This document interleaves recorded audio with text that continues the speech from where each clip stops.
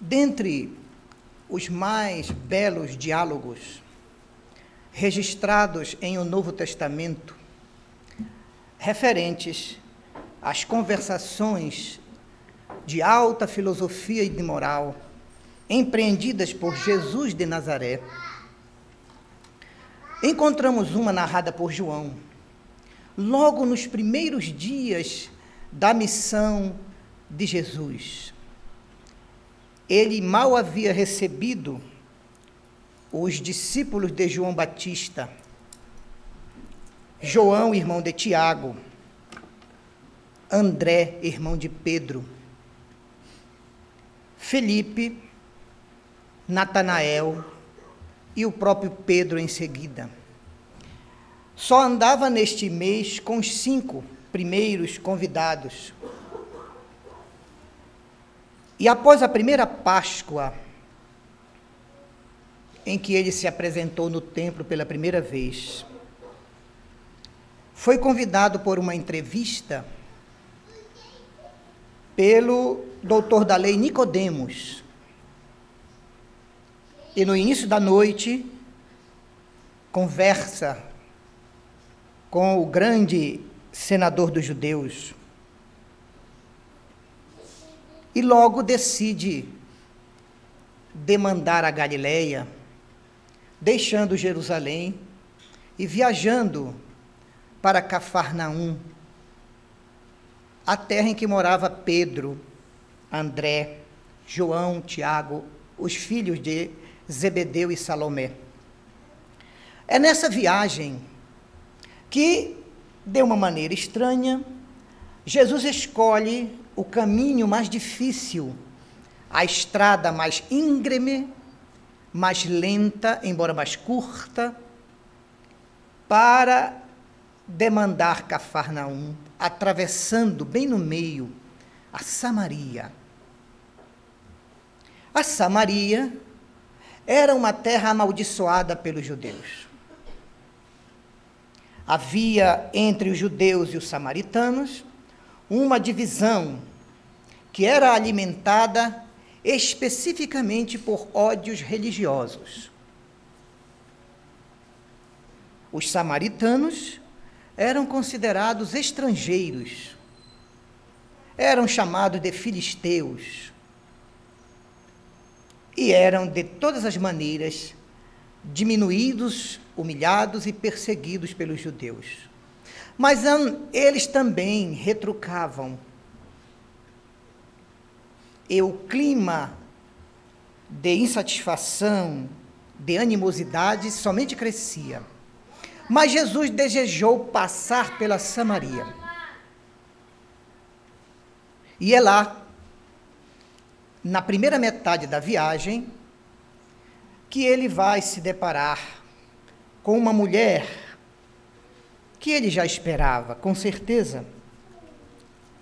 E inicia ele próprio um dos diálogos mais ricos de revelações e de informações a respeito do próprio Jesus, da sua missão e da substância que sustenta a vida, a existência e todo o universo, gerada e promanada por Deus, que é o amor. A mulher, interrogada por Jesus, demonstra o preconceito duplo de samaritanos e judeus em relação a uma fraternidade. Afinal, tanto samaritanos quanto judeus haviam descendido da mesma raça, do mesmo tronco comum. Porém, nas parábolas e alegorias de Jesus, ele gostava sempre de colocar um samaritano em evidência como o caráter mais lídimo e mais adequado aos seus seguidores. O bom samaritano, os que são curados por Jesus e apenas 2 retornam, Apenas um retorna para agradecer, é samaritano. O diálogo com a samaritana. Isso fez com que a revelação espírita introduzisse em o Evangelho segundo o Espiritismo uma nota explicativa a respeito dos samaritanos, que eu peço permissão a vocês para ler em síntese, porque é fundamental para entendermos os diálogos que Jesus manteve com os samaritanos nessa viagem. Na introdução do Evangelho segundo o Espiritismo, item número 3, notícias históricas, o primeiro tópico, samaritanos, Allan Kardec, sintetiza a questão do cisma com os judeus, dizendo assim: depois da separação das 10 tribos, a Samaria tornou-se a capital de um reino dissidente de Israel. Destruída e reedificada diversas vezes, foi sob o domínio romano a sede administrativa do estado da Samaria, uma das 4 divisões da Palestina. Herodes, o Grande, embelezou a cidade com suntuosos monumentos e, para lisonjear Augusto, lhe deu o nome de Augusta, que em grego significa Sebaste. Os samaritanos estiveram quase sempre em guerra contra os reis de Judá. O reino de Judá era o dos judeus. Uma profunda aversão que vinha desde a separação se perpetuava constantemente entre os dois povos, que evitavam relações recíprocas. Os samaritanos, para tornarem a divisão mais profunda e se dispensarem de ter que ir a Jerusalém para participar da Páscoa e de outras festas religiosas, construíram um templo particular, semelhante ao de Jerusalém, e adotaram certas reformas religiosas. Só admitiam os 5 livros atribuídos a Moisés, o Pentateuco, por conter a lei de Moisés, rejeitando todos os livros que foram anexados depois. Seus livros sagrados eram escritos em caracteres hebraicos, da mais remota antiguidade. Aos olhos dos judeus ortodoxos, eles eram considerados heréticos e, por isso mesmo, menosprezados, amaldiçoados e perseguidos. O antagonismo das 2 nações tinha, então, por único móvel a divergência de opiniões religiosas, conquanto suas crenças tivessem a mesma origem. Os samaritanos seguem a lei mosaica com mais rigor que os outros judeus e só contraem aliança de casamento entre si. É a nota do Evangelho segundo o Espiritismo. Então, Jesus, ao chegar no centro da Samaria, na caminhada de uma manhã, desde que o sol surgiu até por volta de meio-dia, a hora sexta, como diz João, chega ao poço de Jacó. O sol inclemente, o calor fortíssimo. Jesus, tendo andado toda a manhã sem parar, senta-se à borda do poço, o poço de Jacó. Quando chega a mulher samaritana, vamos ver a narrativa de João. Jesus deixou a Judéia e retornou a Galileia. Era preciso passar pela Samaria. Chegou então a uma cidade da Samaria chamada Sicar, perto da região em que Jacó, o patriarca, tinha dado a seu filho José. Ali encontrava-se a fonte de Jacó.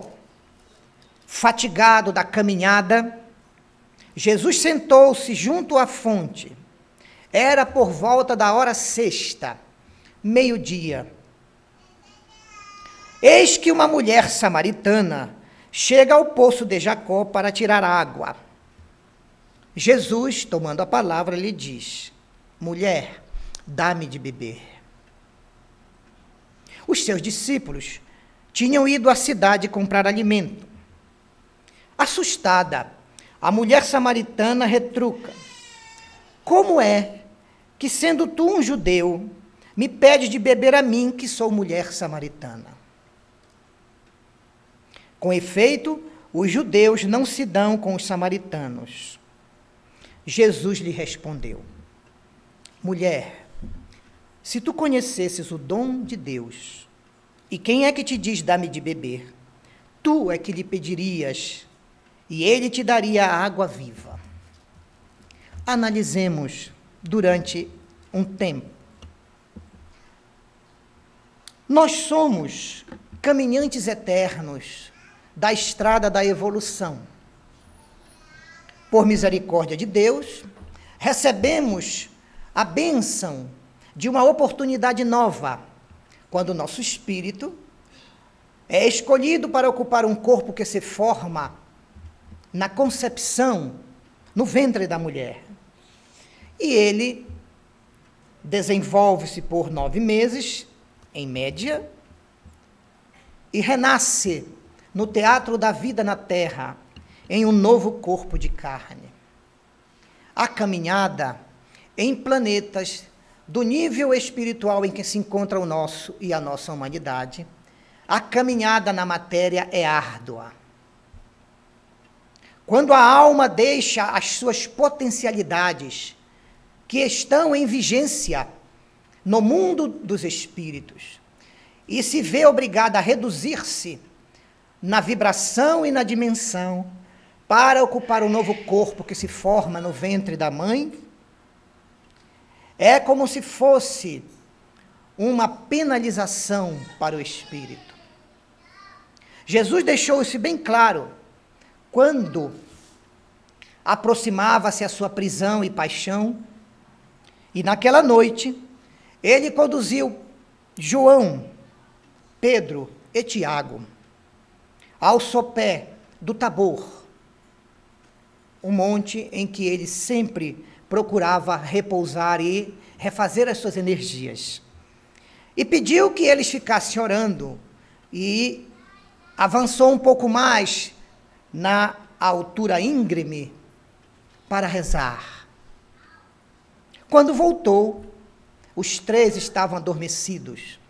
Isso se repetiu por 3 vezes. Na terceira vez, Jesus deixou a lição: vigiai-vos e orai, para que nunca entreis em tentações, porque o espírito, em verdade, está pronto, mas na carne é fraco. A alma, revestida de um corpo na vida material, tem restringido e limitados os seus potenciais. E certamente, na simbologia do diálogo com a samaritana, a estrada árdua, poeirenta, cansativa, calorenta, representa o caminho que realizamos em uma encarnação.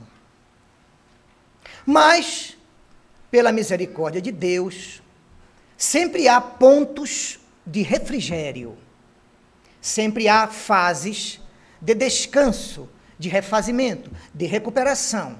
E o Poço de Jacó representa o local em que a alma humana deve buscar a companhia de Cristo, para que num diálogo fraterno ele envolva com a sua paz, com a sua energia luminosa, com a clareza e discernimento do seu raciocínio, da sua filosofia e do seu conhecimento.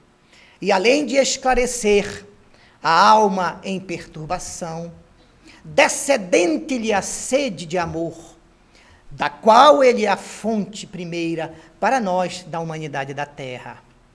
Então, a simbologia desta passagem que Jesus viveu na Samaria é a seguinte: cansados, sofridos, desejosos de apoio, necessitados de auxílio, precisando de paz e de descanso, caminhemos com fé, porque logo, logo, Jesus se oferecerá para um pouso, uma pausa, uma parada em nossa vida atribulada, e nós devemos aproveitar este momento para aproveitarmos ao máximo as informações, as energias, os oferecimentos que Jesus tem a nos dar a nosso próprio benefício. Foi o que aconteceu. A mulher vai buscar a água para descendentar a sua sede material, orgânica, e Jesus inicia o diálogo para oferecer a ela descendentar a sua sede espiritual, de amor, de fraternidade, de paz, de saúde e de bem-estar. E ao pedir água, a mulher, representando todos nós reencarnados na vida material da Terra, apresenta como primeiro argumento os preconceitos humanos. Imaginem vocês, ela não tinha a mínima ideia de quem era Jesus, mas pelo seu traje e pelo seu sotaque, ela tinha certeza que ele não era samaritano, era judeu. E logo mais vai descobrir que, além de judeu, ele era galileu nazareno, pelo jeito de falar e pelo modo de se trajar. Então, diante da ajuda de Jesus, deixemos para trás os nossos preconceitos.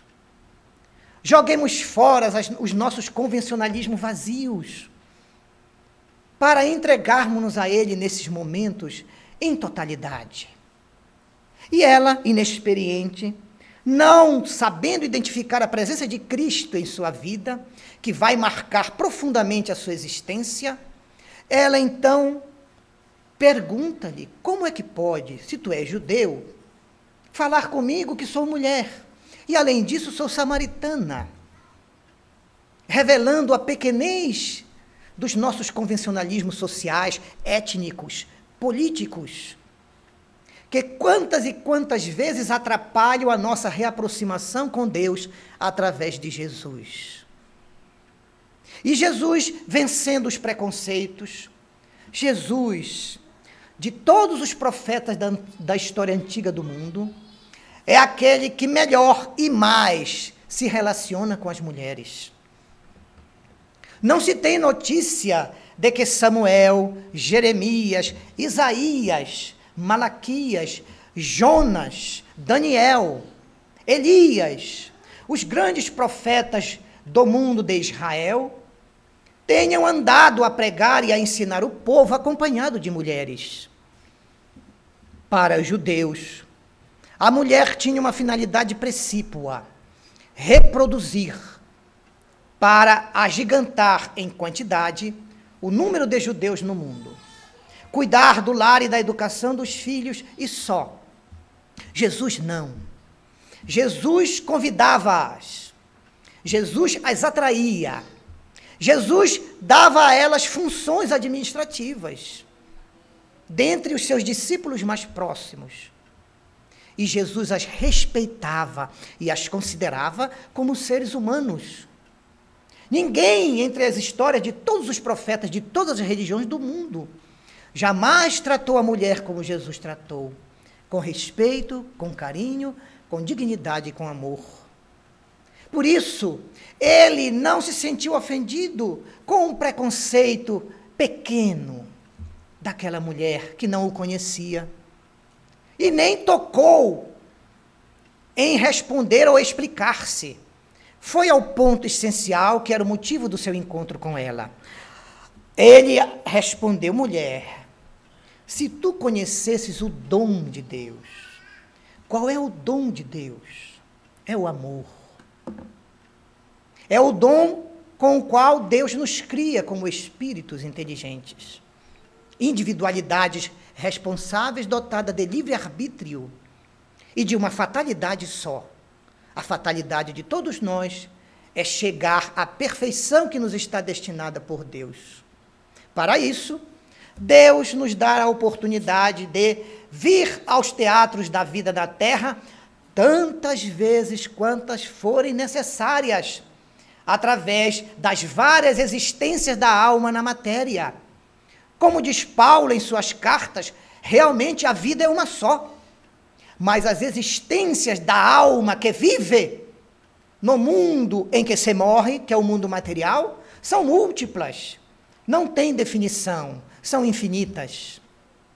Então Jesus pergunta à mulher: se tu soubesses o dom de Deus, que é o amor, da qual ele, Jesus, era o entregador máximo na terra, o dispensador perfeito do amor de Deus para todos os homens. Se tu soubesses, mulher, qual é o verdadeiro dom de Deus, tu perderias até o interesse pela água que descedenta a sede do corpo. Tu é que me pedirias a água para descedentar a tua alma sofrida. A samaritana era infeliz. Buscava o amor sem encontrá-lo, o amor verdadeiro. Já havia sido abandonada por 5 companheiros e agora estava no 6º. Ela tinha aquela vidinha pequena, singela, simplória. Cuidar da casa, buscar a água, arrumar e preparar a comida, o alimento. Não tinha filhos. E ao encontrar-se com Jesus, ao revés de pedir-lhe o máximo que ele pudesse dar, ela se lembra de um preconceito pueril, ingênuo, desnecessário entre os samaritanos e judeus. Então é preciso que Jesus desperte o seu coração para os interesses verdadeiros da alma e diz-lhe: se tu conhecesses o dom de Deus. Talvez ela nunca tivesse ouvido essa expressão, o dom de Deus. O dom supremo de Deus, que é o amor. Tu é que me pedirias água, e eu te daria a água que, uma vez bebida, mataria para sempre a sede das almas. Aqueles que bebem desta água do poço de Jacó voltarão a ter sede, mas aqueles que beberem da água que eu tenho a dar, neles esta água se tornará uma fonte a jorrar inesgotável, descedentando-o para sempre e descedentando a sede daqueles todos que os cercam. É o amor que Jesus oferece à mulher. Então ele diz: se tu conhecesses o dom de Deus, tu é que me pedirias, dá-me de beber. Se tu conhecesses quem fala contigo, tu me pedirias, dá-me de beber, e eu te daria água viva. A mulher, então, sem entender as palavras de Jesus, diz-lhe: Senhor, já trata Jesus com respeito. Havia entrado com preconceito. Jesus se revela respeitoso, amoroso, fraternal, digno. E ela então já o considera em outro patamar da intelectualidade. Senhor. Só se chamava de Senhor a quem realmente merecesse naqueles tempos da vida antiga. Nem sequer tens uma vasilha, e o poço de Jacó é profundo. De onde, pois, tirarás essa água viva? Ela não entendeu. Achou tratar-se de uma água especial. O poço de Jacó, segundo os cálculos modernos, àquela época, possuía 39 metros de profundidade. Na verdade, era um veio aquífero que alimentava o poço, por isso ele nunca secava. Mas 39 metros abaixo. Ela olhou Jesus, era um viandante, não tinha corda para chegar lá embaixo, não tinha vasilha para recolher a água. E é natural que a criatura que está presa e distraída às coisas pequenas da vida da terra não se aperceba quando se encontra com o Espírito grandioso que lhe revela as coisas essenciais e importantes dos céus. Então ela confunde a água de Jesus, que é o amor, com a água do poço de Jacó. Tu não tem nem vasilha, como é que vai me dar essa água? Jesus, então, continua em silêncio, e ela continua: porventura, Senhor, tu és maior que o nosso pai Jacó, que nos deu este poço, do qual ele mesmo bebeu, bem como seus filhos e todos os seus animais. Isto é, ela novamente tenta entender a proposição de Jesus com o conhecimento normal e rasteiro das coisas da terra. Ela era conhecedora da história de José, o filho de Jacó. Ela era conhecedora de Jacó, aquele que teve os 12 filhos que deram origem às 12 tribos de Israel. Isso ela conhecia, era uma obrigação. Desde criança, os judeus e também os samaritanos iam repetindo constantemente as crianças até que elas decorassem. Era assim o ensino. As histórias mais importantes dos patriarcas, dos grandes profetas. E ela então pergunta se este homem era maior que Jacó. Ora, se ela soubesse quem era este homem. Este homem era aquele que enviara Jacó para dar origem às 12 tribos de Israel. Este homem era aquele que enviara os 18 profetas, os grandes e os menores. Este homem era aquele que escolhera a raça dos israelitas, antigamente dos hebreus, para neles incutir a realidade do Deus único, a fim de que depois, 15 séculos, quando ele viesse em pessoa, encontrasse uma base sólida para desenvolver e divulgar a nova mensagem, o novo nível de revelação para a humanidade, que é o seu evangelho, a sua doutrina.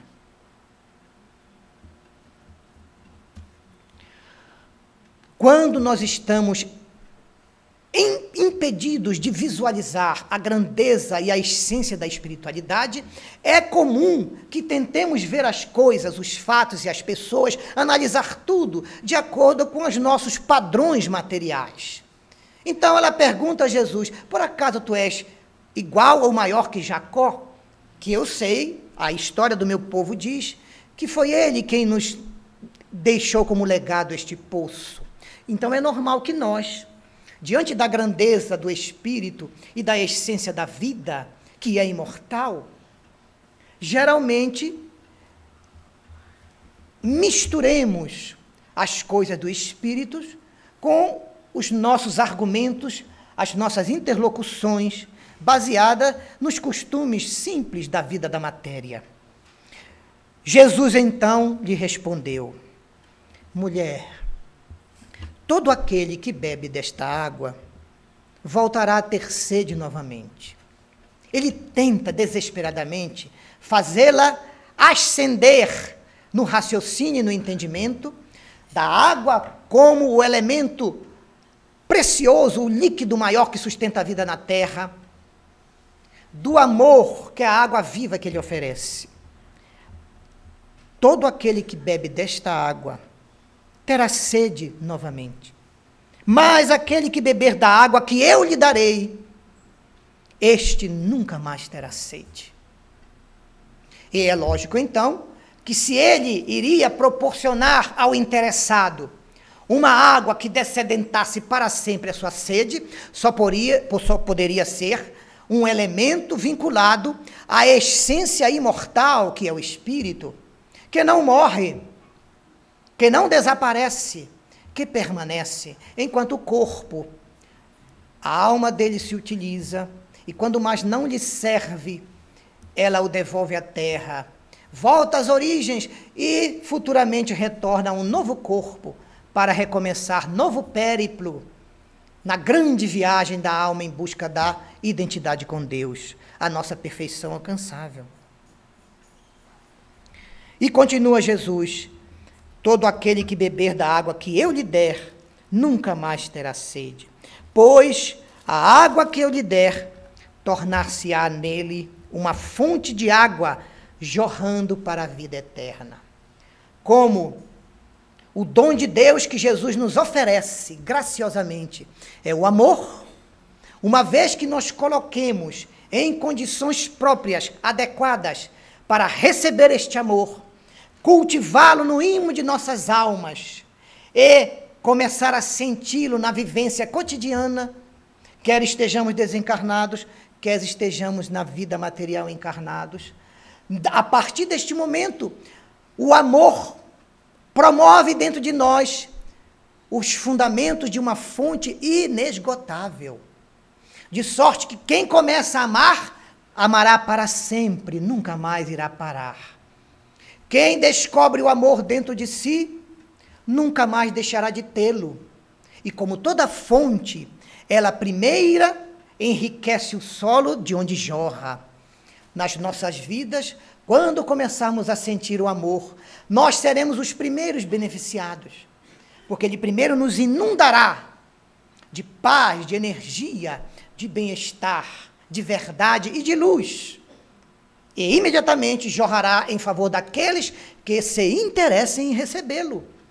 Porque o amor, como tudo que Deus nos oferece, é um convite. Nós temos o livre-arbítrio de aceitá-lo ou não.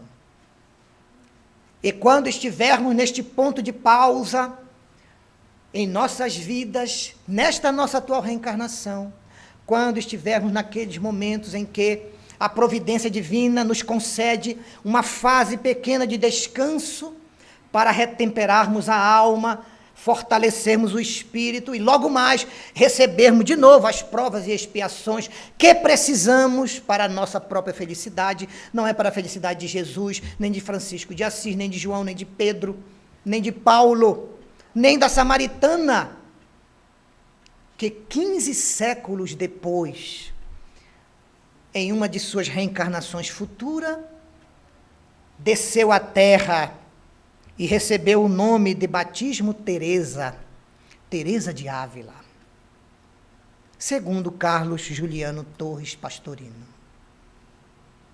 E como Teresa de Ávila, a mulher samaritana que se converteu a conversar com Jesus, é a única mulher até hoje doutora seráfica da Igreja, a Virgo Seráfica. A única mulher em toda a história da Igreja Católica Apostólica Romana que os próprios dirigentes máximos da Igreja Católica concederam o título de doutora seráfica. Seráfica porque angelical, doutora porque ela possuía o saber, a bondade, a santidade em sua vida. Teresa de Ávila. Quando puderem, pesquisem na internet, estudem um pouco a vida desta, que é considerada por Pastorino, a alma feminina, entre aspas, mais nobre do mundo ocidental, após Jesus. Teresa de Ávila.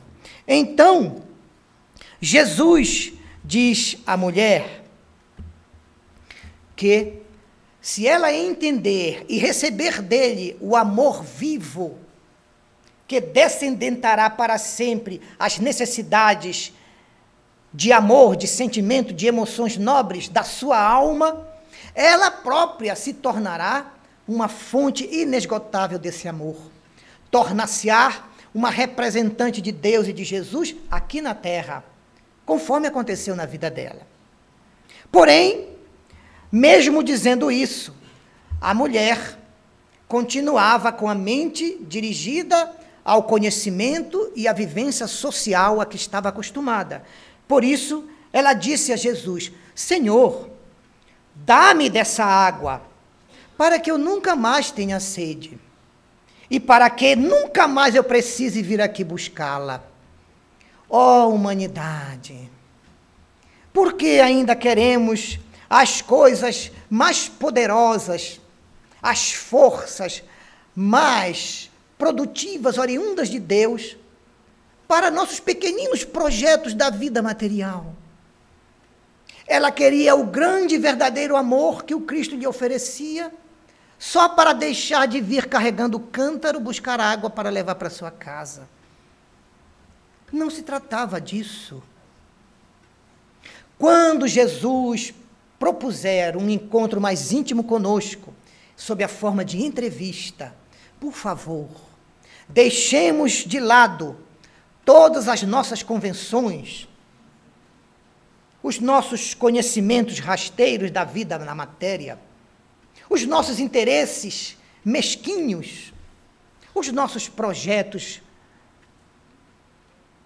mais ligados a conquistas de valores sociopolítico-econômicos, e aproveitemos a companhia de Jesus para absorver-lhe a verdade, a luz, o amor, a paz. Nós procuramos tanto a paz. Estamos aqui em busca de melhorar a nossa paz. Vimos a comunhão nesta tarde e noite para fortalecer dentro de nós as resistências da fé, da esperança e da caridade, a fim de recomeçarmos o dia amanhã em um sentimento mais estável, mais saudável, em um bem-estar mais sólido no nosso dia a dia. Aqui estamos por isso, não nos iludemos. Por isso, quando estivermos em um momento mental, devocional, de oração, em que formos bafejados pela presença de um representante de Jesus, o nosso anjo de guarda, o nosso espírito protetor, nosso espírito guia, aproveitemos o momento para as coisas essenciais do ser. O que nos interessa, o que nos basta. Que tenhamos consciência da verdade, que tenhamos vontade de vivê-la e que tenhamos força para isso. É isso que nos interessa. Tudo ou mais virá conforme o nosso posicionamento corajoso, inteligente, fortalecido, perseverante. Foi o que Jesus disse em Mateus: buscai, em primeiro lugar, o reino de Deus e a sua justiça, e tudo mais de que necessitardes vos será dado em acréscimo da misericórdia. O essencial é andar com fé, andar com Deus no coração. Tudo mais se resolve, ainda que seja a desencarnação. Se resolve, porque nós voltamos à realidade da vida. E logo mais estaremos aqui novamente. Misericórdia de Deus. Então, vendo Jesus que o nível intelectivo, sócio, psicológico, em que ela se encontrava, não lhe seria capaz de permitir o entendimento da grande lição que ele oferecia, Jesus, como era muito elegante e fraterno, desceu ao nível da mulher samaritana e começou a conversar nas coisas que ela conhecia e entendia. Ele diz: Senhor, ela diz: Senhor, dá-me dessa água para que eu não tenha mais sede, nem tenha de vir mais aqui para tirá-la do poço. Jesus olhou para ela, com certeza sorriu. Não um sorriso de pena, nem de desdém. Ele sorriu diante da inocência daquele espírito, da sua ingenuidade.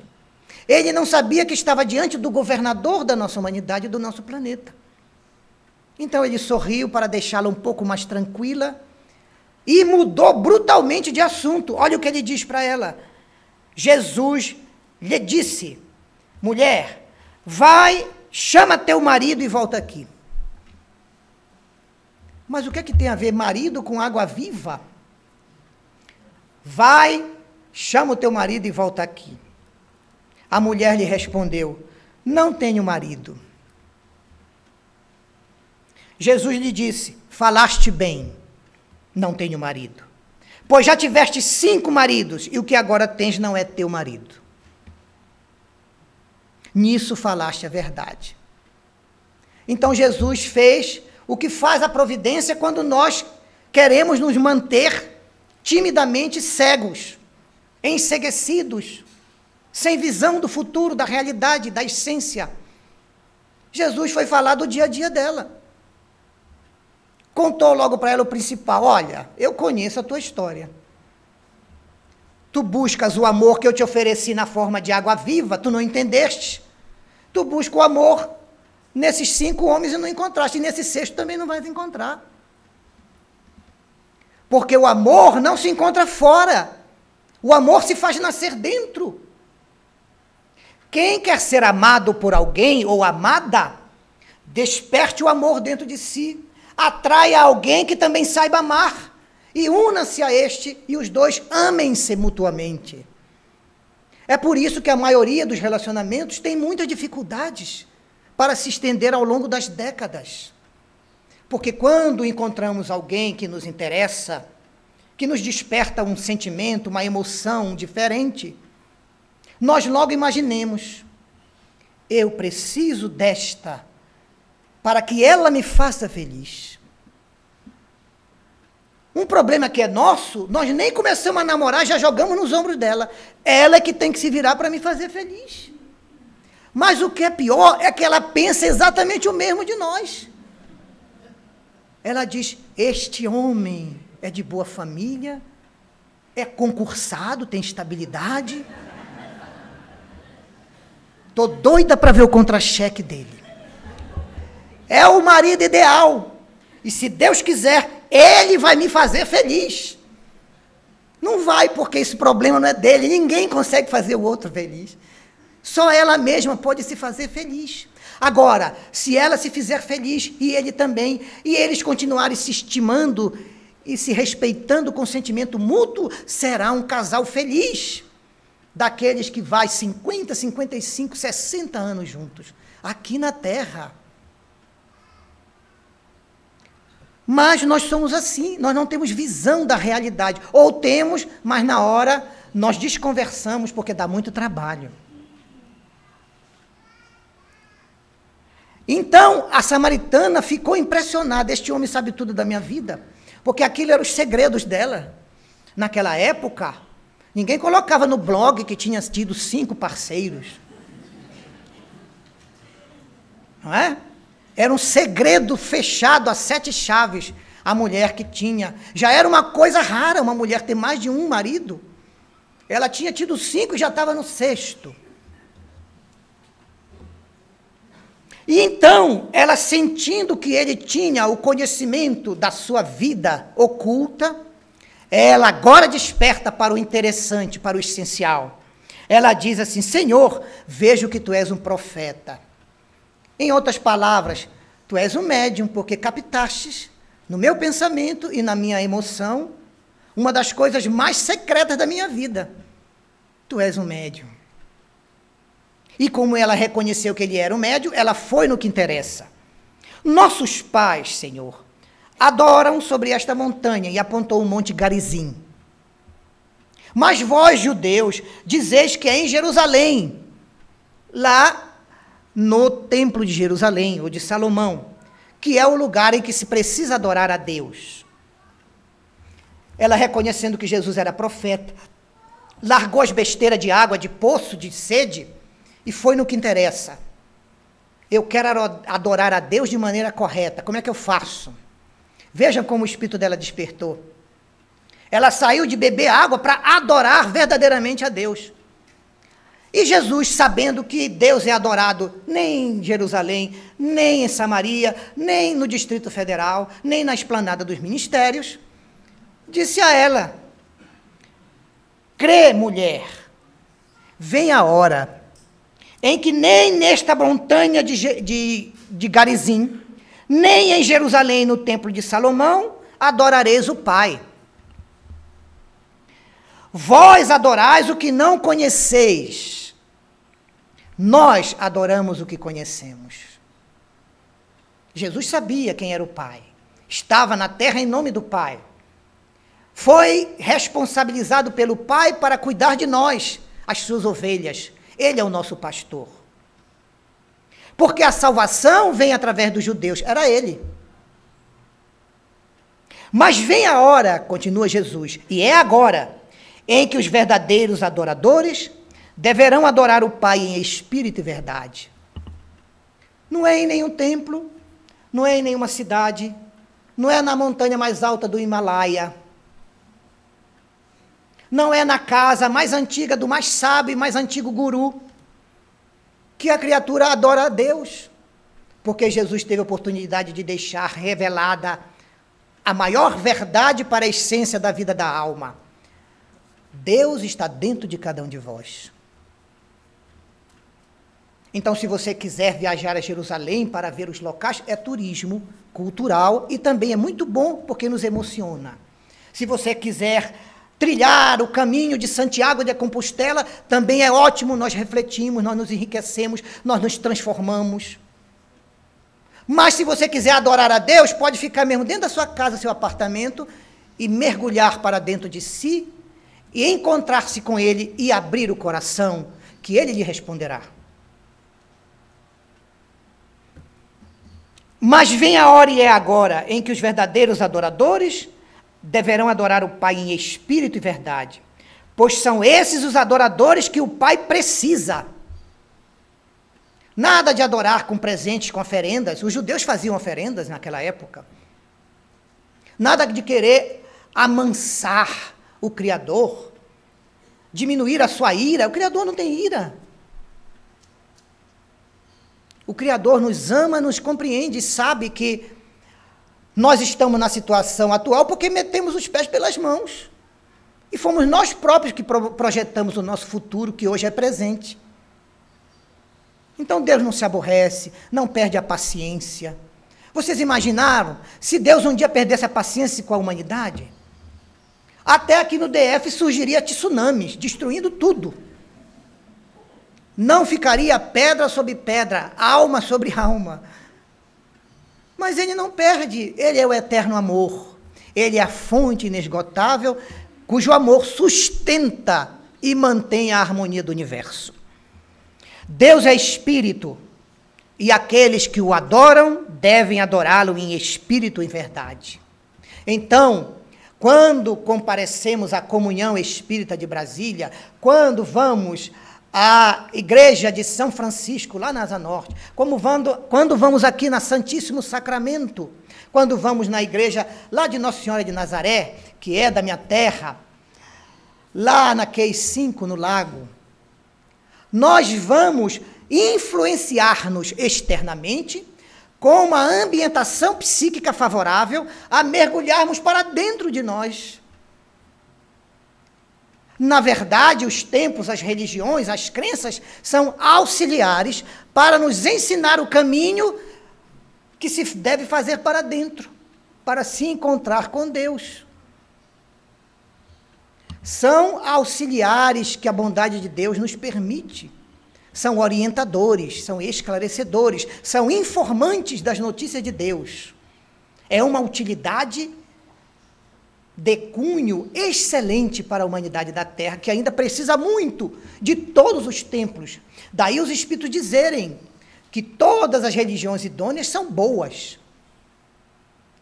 O que não é muito bom são os seus seguidores, que desvalorizam e às vezes desonram as crenças de que se dizem seguidores. Então, quem precisa melhorar somos nós, os seres humanos.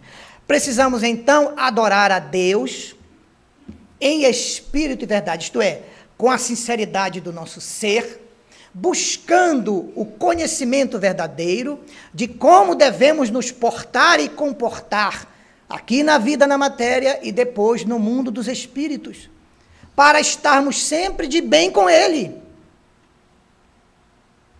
para não nos afastarmos dos seus desígnios, para não descumprirmos as suas leis e para não agirmos contrariamente aos seus códigos de verdade e de luz.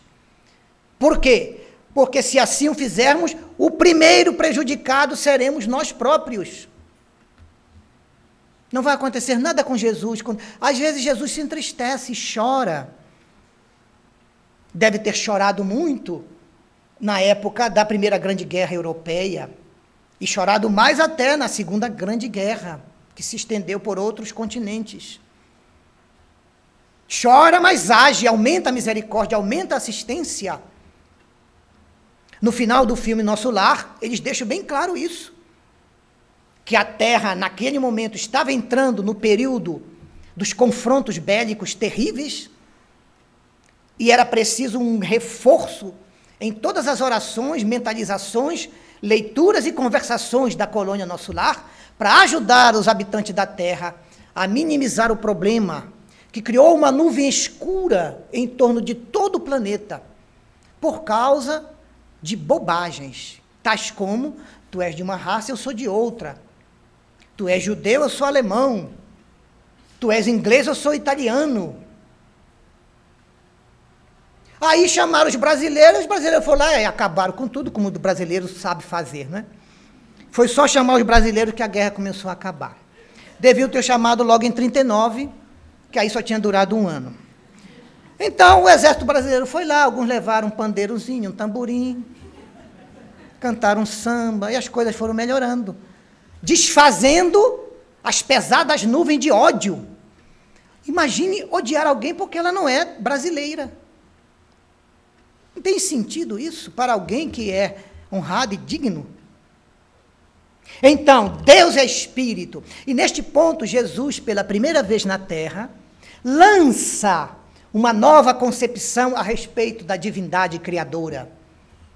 Deus não é aquele Senhor semelhante a um monarca antigo, barba branca, grande sabedoria, sentado em um trono de ouro, cravejado de pedras preciosas, assessorado por uma corte, dirigindo os destinos da terra. Deus é Espírito. Deus é um ser incapaz de se materializar em qualquer mundo material que seja. É a vibração pensante que promana constantemente, sustentando a harmonia de todos os mundos do universo. E hoje, através do Hubble e outros telescópicos, já se aceita a tese de que existem no universo conhecido, porque existe outro universo que a gente ainda não conhece, no universo conhecido, existem aproximadamente 100 milhões de galáxias. 100 milhões de galáxias, dentre as quais a nossa, a Via Láctea, é a menorzinha de todas. E bilhões de estrelas chamadas sóis, no universo conhecido. Então, para que construir bólidos e naves espaciais para ir buscar esses espaços tão longe, se Deus está tão perto que está dentro de nós? Vamos procurar conhecê-lo melhor, entendê-lo um pouquinho mais e entregar o coração para Ele, na busca das suas respostas que virão pelas nossas inspirações, pela intuição e pelos nossos sentimentos. E quando a gente estiver muito tapado, Deus providencia alguém que vem e nos esclarece, falando-nos aos ouvidos. Basta ouvi-lo com atenção e entendê-lo. A mulher disse então: eu sei, Senhor, que virá um Messias que se chama Cristo, e quando ele vier, nos anunciará todas as coisas. Disse-lhe então Jesus: sou eu que falo contigo. Olha que revelação. Jesus estava nos primeiros meses da sua missão. Ainda não tinha concluído nem o primeiro ano de trabalho missionário. E já de chofre, ele deixa registrado dizendo à samaritana: eu sou o Messias, estou aqui vivo, falando contigo. Aproveita. Então, quando nós estivermos nestes momentos de repouso, a um lado de um poço de Jacó, para descedentar a nossa alma, para fortalecer e descansar e repousar o nosso corpo cansado das lutas, das desilusões, das ilusões do mundo, dos projetos megalomaníacos que nunca iremos alcançar, porque são coisas de fora que não nos fazem nem nos tornam felizes. Quando estivermos nesse momento de pausa, que Jesus descer para falar conosco, aproveitemo-lo, procuremos absorver-lhe a energia amorosa, fortalecer e retemperar a nossa alma, e sair do encontro tinindo, 100% zerados, para enfrentar com novas vitórias os dissabores da vida e também vivemos as alegrias, os momentos de satisfação, de lazer, as viagens para podermos retemperar a nossa vida estressante. Logo mais chegará janeiro, quando Brasília o Distrito Federal desce de 2,5 milhões, mais ou menos, para no máximo 250 mil pessoas. Eu acho que até os espíritos da comunhão aproveitam para fazer um revezamento. Olha, vamos dividir a equipe da comunhão em 5 grupos. Cada semana fica um grupo na comunhão, é pouca gente, não vem quase ninguém. Vamos aproveitar na praia, na montanha, para descansar das atividades profissionais, sociais, mas também vamos aproveitar para a boa leitura, para a reflexão sobre a nossa vida, para o fortalecimento espiritual dos nossos passos, do nosso caminho, para corrigir rumos, para identificar enganos e engodos que o nosso ego prepara como armadilhas para driblar a nossa consciência, e nós permitimos. Porque os engodos do ego oferecem produtos ilusórios que nos dão prazer, nos dão alegria, que são falsas. Ou então muito passageiras, mas o prejuízo que irá compensar tudo isso será grande. Então vamos aproveitar, estamos na praia, estamos olhando o mar, está à noite, a lua é cheia, aproveitemos para ver a paisagem, tirar as fotos, para levar para as amigas, né? Porque nenhuma mulher viaja se não tirar centenas de fotos para mostrar. Olha aqui, minha amiga, eu no Rio Sena, passeando naquele passeio maravilhoso. Olha aqui, essa aqui sou eu, ao lado da Torre Eiffel. A outra morre de inveja, a gente fica feliz por causa disso. Quanta pobreza! Quanta pobreza! Não é? Então viajemos, tiremos muitas fotos, observemos a lua. As mulheres, peguemos aquele bronzeado que quando chegar no trabalho, todas vão olhar com inveja. Tudo bem, mas aproveitemos o descanso para meditar nas nossas vidas, para conversar um pouquinho nas noites mais belas com Jesus, através do nosso protetor espiritual. Não importa qual seja a nossa personalidade, feminina ou masculina, porque é um viés momentâneo da nossa evolução única. Já fomos, se somos hoje da psicologia feminina, já fomos da masculina muitas vezes, ainda seremos outras. A mesma coisa os homens. Jesus, por causa disso, revolucionou o trato com a mulher, considerando-a em pé de igualdade com os seus discípulos. E dizem até agora os fofoqueiros do Evangelho, que existe por aí, que ele gostava mais de Madalena do que de todos os apóstolos. Já estão até encontrando fofoca na vida de Jesus. Que Madalena, Maria de Magdala, era a sua preferida. Que ele contava as coisas mais, que tinha conversas com ele em particular. Esses pesquisadores dizem isso. Não nos importa se somos agora personalidade feminina ou masculina. A nossa doutrina espírita, em O Livro dos Espíritos, que é o nosso código maior que implantou a doutrina a 18 de abril de 1857. No livro 3º, As Leis Morais, capítulo 9 da Lei de Igualdade, questões 817 a 822A. Tem a 822 e tem a 822A. Kardec, com os espíritos, dedicam a falar sobre a igualdade de direitos das mulheres com os homens, em 1857. Beth Friedman ainda nem tinha reencarnado. O feminismo ninguém nem sabia o que era, nem existia. E Jesus, que não defendia o feminismo, mas a feminilidade honrada, a igualdade da mulher ao homem. E a nossa doutrina espírita, que é o cristianismo redivivo, seguindo a tendência e a determinação de Jesus, estuda nessas 7 perguntas e respostas as questões do direito igual da mulher em relação ao homem. Funções diferentes na Terra. A mulher detém a maternidade, a mais nobre função do ser humano. Funções diferentes, mas direitos iguais.